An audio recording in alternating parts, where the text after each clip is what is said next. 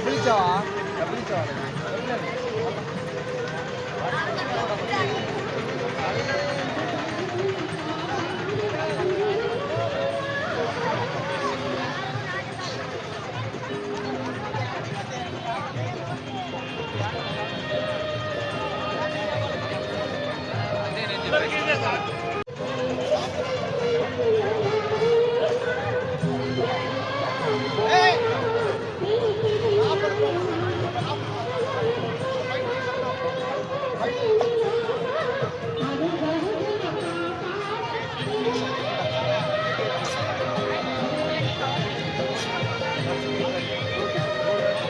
రామస్వామి ఆలయం ఒంటిమిట్ట ఏకశిలా నగరం.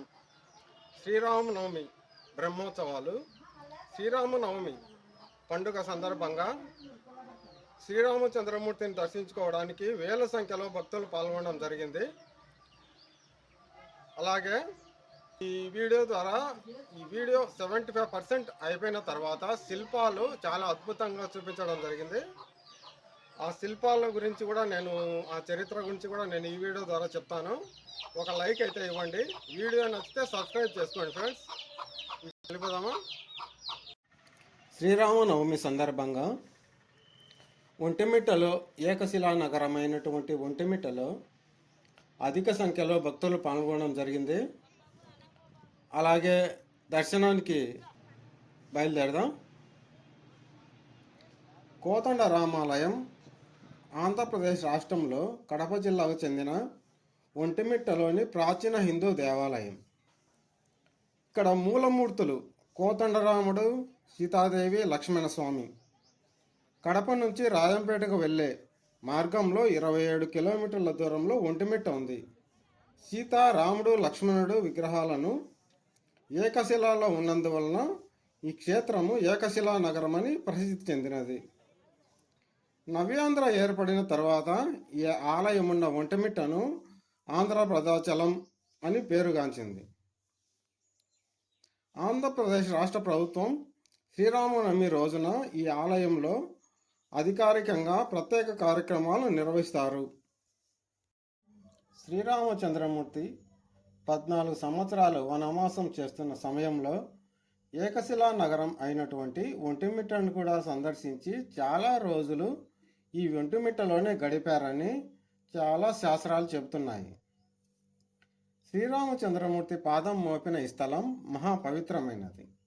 శ్రీరామనవమి రోజున మహాపవిత్రమైన రోజు కనుక శ్రీరామచంద్రమూర్తిని దర్శించి ఏవైనా కోరికలు కోరుకుంటే ఆ కోరికలు వెంటనే నెరవేరుతాయని భక్తుల నమ్మకం.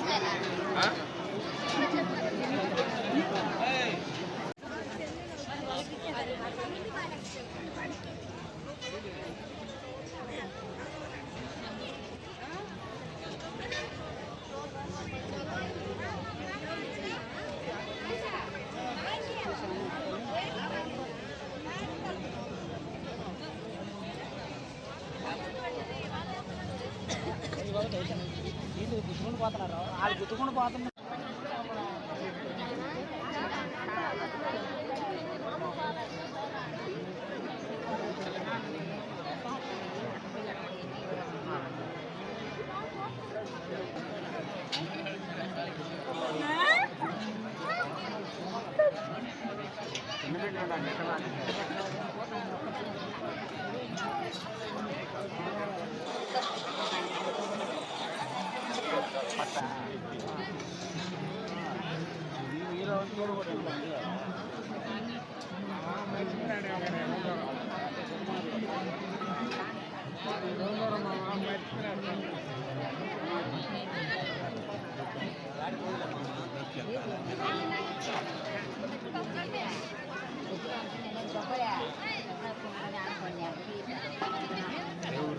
శ్రీరామచంద్రమూర్తిని దర్శించుకోవడానికి వచ్చిన భక్తులకు తిరుమల తిరుపతి దేవస్థానం వారు భక్తులు ఏమాత్రం అలసిపోకుండా ఎయిర్ కండిషన్స్ ఏర్పాటు చేయడం జరిగింది.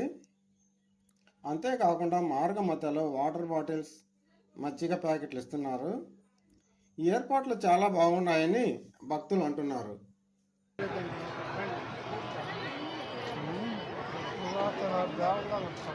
ఇందాక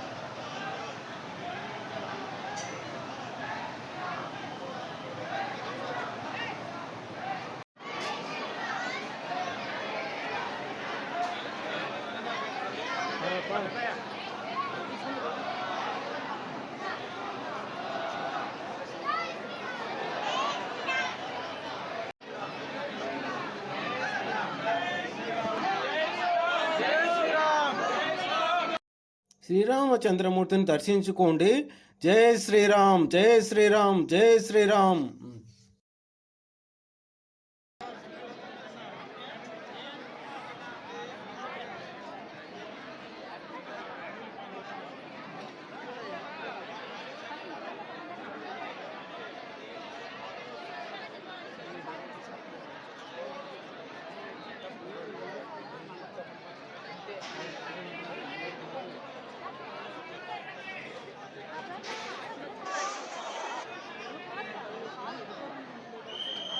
వెళ్ళని ఇప్పుడు 2 మినిట్స్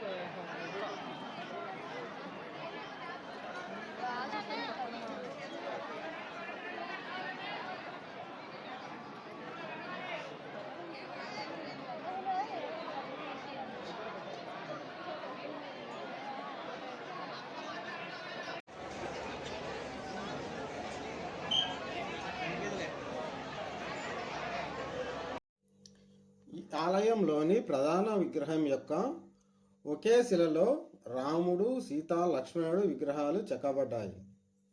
దేవాలయంలోని 3 విగ్రహాలలో రాముడు విగ్రహం పక్కన హనుమంతుడు విగ్రహం లేని రామాలయం భారతదేశంలో ఇదే ఒక్కటే అని ఖచ్చితంగా చెప్పవచ్చు.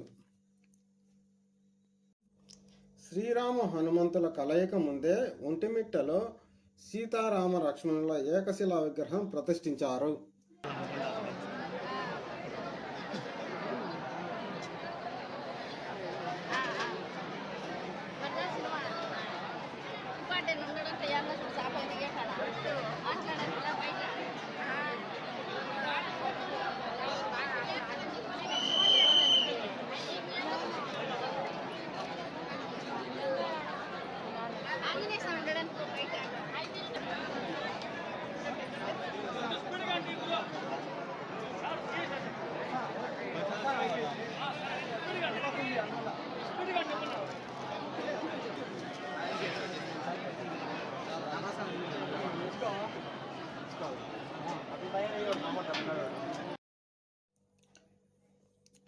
ఈ కోదండ రామాలయానికి 3 గోపురాలు ఉన్నాయి. విశాలమైన ఆవరణం ఉంది. ఆలయ ముఖద్వారం ఎత్తు సుమారు 160 అడుగులు. 32 శిలాస్తంభాలతో రంగమండపం నిర్మింపబడింది. గోపురాలు చోళ పద్ధతిలో నిర్మింపబడ్డాయి. రంగమండపం విజయనగర శిల్పాలను పోలి ఉంది. పొత్తప్పి చోళులు, విజయనగర రాజులు, మట్లి రాజులు ఈ ఆలయాన్ని 3 దశలుగా నిర్మించారు. ఒంటిమిట్ట నివాసి ఆంధ్ర వాల్మీకి అని పేరొందిన వావిలి కొలను 1863, 1936 ఈ రామాలయాన్ని పునరుద్ధరించారు. స్వామికి ఆభరణాలను చేయించడంతో పాటు రామసేవ కుటీరాన్ని నిర్మించారు. ఈయన టెంకాయ చిప్ప చేతబట్టి భిక్షాటన చేసి వచ్చిన సొమ్ముతో సుమారు 10 లక్షల రూపాయల విలువైన ఆభరణాలను చేయించగలిగారు. పోతన అయ్యలరాజు, రామచంద్రుడు, ఉప్పు గుండూరు వెంకటకవి మరెందరో ఈ స్వామికి కవితార్చన చేశారు. వావిలి కొలను వాల్మీకి రామాయణాన్ని తెలుగులో రచించి దానికి మందరం అనే పేరు కూడా వ్యాఖ్యానం చేశారు.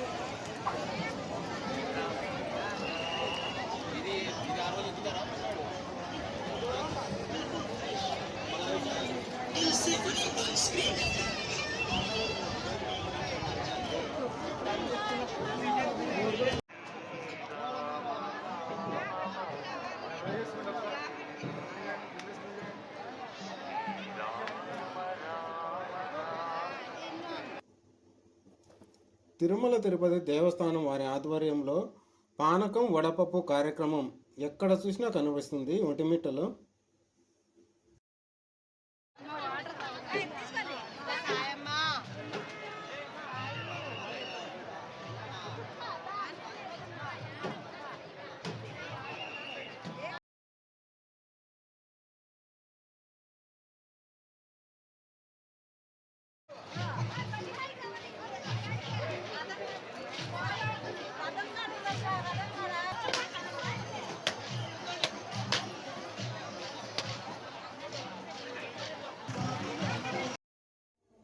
శ్రీ కోదండరాముని ఊరేగింపు కార్యక్రమానికి ఉపయోగించే రథం మనం ప్రత్యక్షంగా చూస్తున్నాం.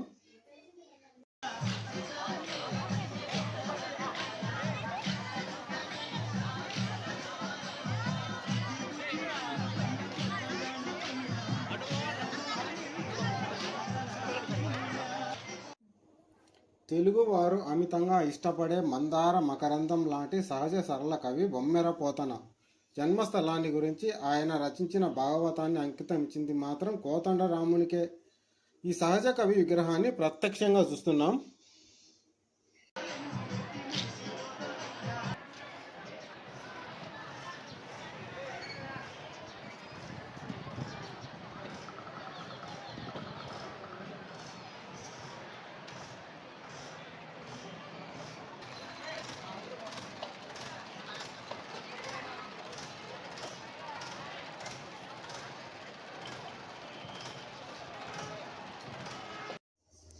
ఈ గుడికి ఎదురుగా సంజీవరాయ దేవాలయం కూడా ఉంది. ఆ దేవాలయాన్ని కూడా దర్శిద్దాం, లోపలికి ప్రవేశిద్దాం.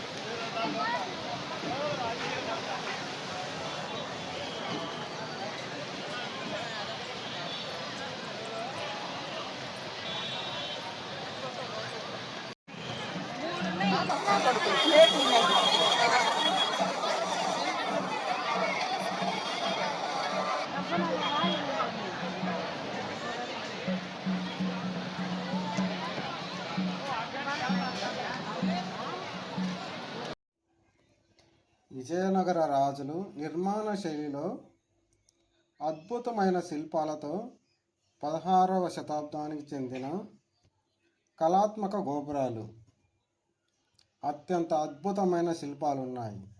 ఈ ఆలయమందు ప్రత్యేక ఆకర్షణగా నిలుస్తాయి.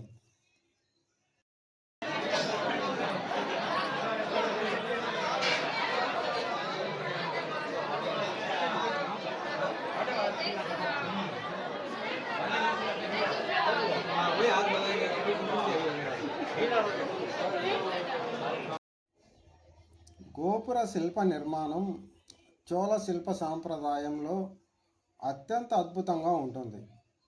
భారతదేశంలో పెద్ద గోపురాలలో ఈ రామాలయ గోపురం ఒకటి. ఈ రామాలయ గోపురంలో ఆ గోపురం చుట్టూ ఎక్కడ చూసినా కూడా రాముడు, లక్ష్మణుడు, సీతాదేవి మాత్రమే ఈ గోపురాల శిల్పాలలో మనకు కనిపిస్తారు.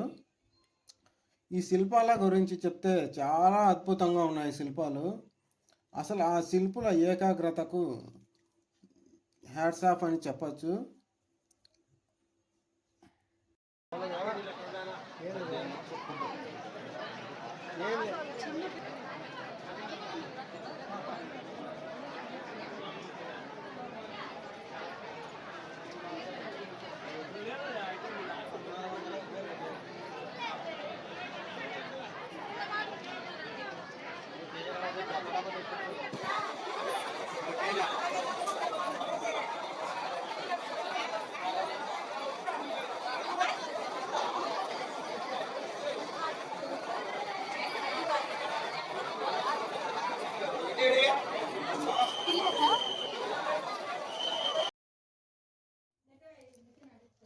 స్థల పురాణం ప్రకారం ఈ ఒంటిమిట్టకు ఒంటిమిట్ట అని ఎలా పేరు వచ్చిందంటే, ఒంటిమిట్ట కోదండ రామాలయాన్ని ఒంటుడు మిట్టుడు అనే ఇద్దరు భక్తులు నిర్మించారని ఇక్కడ స్థల పురాణం చెబుతుంది.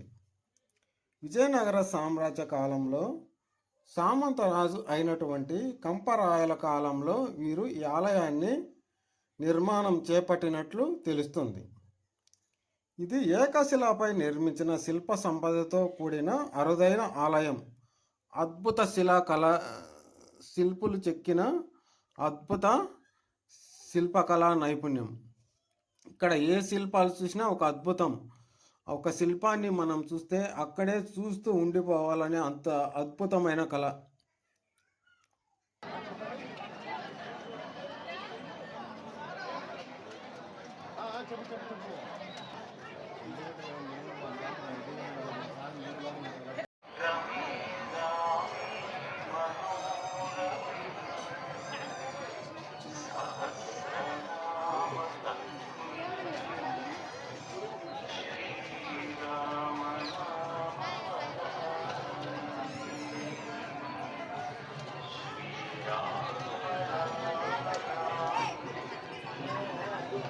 అందరూ కట్టుకుందాం పట్టండి.